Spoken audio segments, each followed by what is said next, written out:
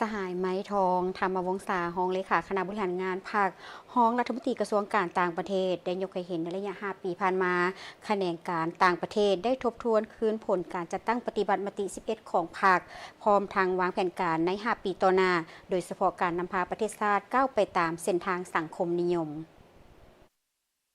ที่11ใน5 ปีผ่านมาในโอกาสเข้าร่วมกองประชุมใหญ่ผู้แทนทั่วประเทศครั้งที่ 12 ของพรรคประชาชนปฏิวัติลาว สหายไหมทองธรรมวงศารองเลขาคณะบริหารงานพรรครองรัฐมนตรีกระทรวงการต่างประเทศได้ให้สัมภาษณ์ต่อสื่อมวลชนว่าผ่านมาแขนงการต่างประเทศได้จัดตั้งปฏิบัตินโยบายการต่างประเทศแห่งสันติภาพ เอกราช มิตรภาพ และการร่วมมือ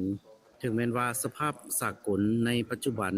จะมีความสับสนและผันแปรอย่างไววา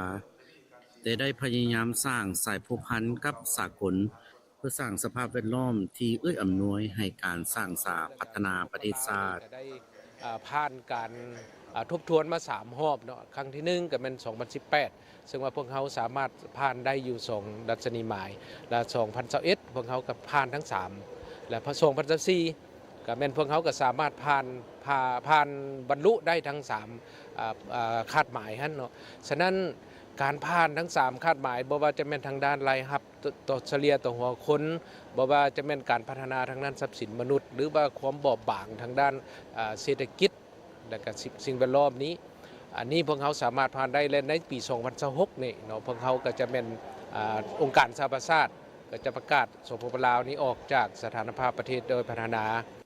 การนำพาประเทศชาติออกจากสถานภาพประเทศด้อยพัฒนาเป็นความมุ่งหวังของพรรครัฐและประชาชนลาวโดยได้วางแผนการและเป้าหมายแต่องค์การสหประชาชาติได้กำหนด3ดัชนีหมายต้นต่อในการวัดแทกคือ